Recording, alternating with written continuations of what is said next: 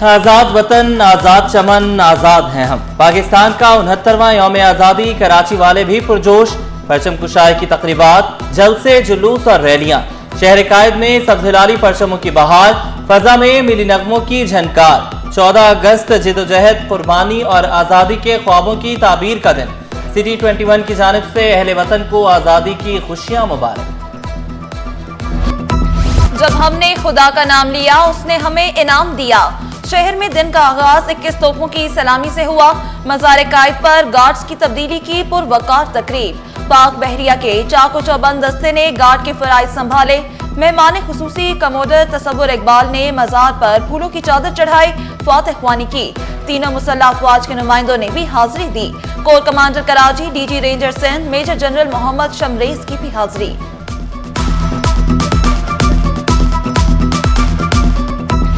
عظیم جدوجہد پر بابائے قوم کو شاندار خراج عقیدت۔ گورنر اور وزیر اعلیٰ سندھ کی مزار قائد پر حاضری، پھول چڑھائے، دعا کی۔ کامران جسوری کا پاک فوج کو خراج تحسین، کہا دنیا بھر میں پاکستان کی عزت میں اضافہ ہوا۔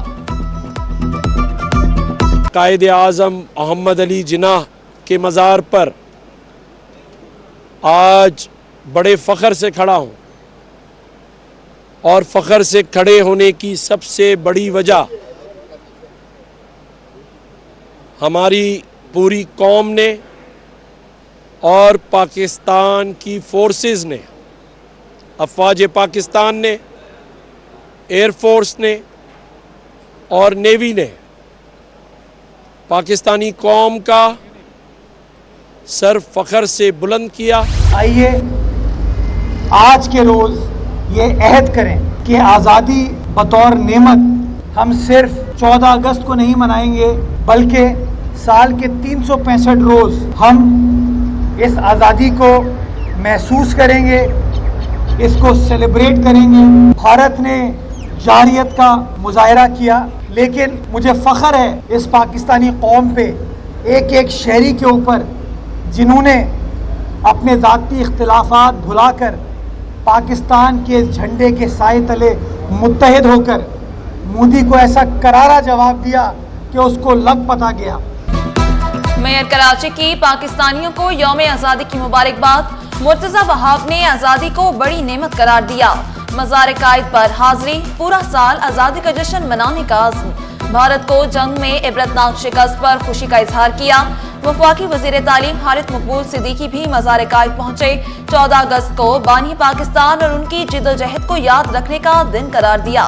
کراچی کے مسائل پر بات کرنا بھی نہ بھولے۔ افواج پاکستان نے، پاکستان بحریہ اور پاکستان فضائیہ نے خاص طور پر جس طرح پاکستان کی قوم کو جس طرح سرخرو کیا ہے اور ہندوستان کے غرور کو جس طرح سرنگو کیا ہے، اس کے بعد یہ آزادی ایک نئی جوش و ولولے کے ساتھ منائی گئی ہے۔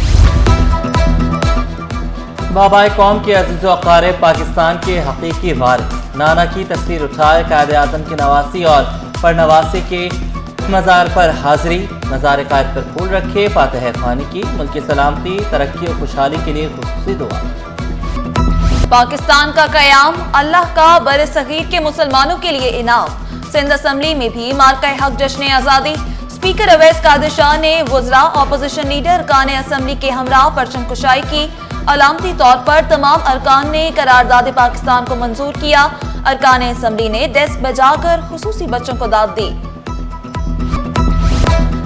وطن سے محبت کا اپنا اپنا انداز، شہر بھر میں تقریبات۔ آئی جی سندھ غلام نبی میمن کی مزار قائد پر حاضری۔ سندھ انوائرمنٹ پروٹیکشن ایجنسی میں پرچم کشائی اور شجرکاری کی تقریب۔ کراچی گڈز کیریئر ایسوسی ایشن کے تحت واک کا انعقاد۔ ڈپٹی میئر سلمان مراد نے Karachi institute of heart diseases اسپتال میں جشن آزادی کا کیک کاٹا۔ کرنگی ایسوسی ایشن آف ٹریڈ اینڈ انڈسٹری میں بھی پرچم کشائی۔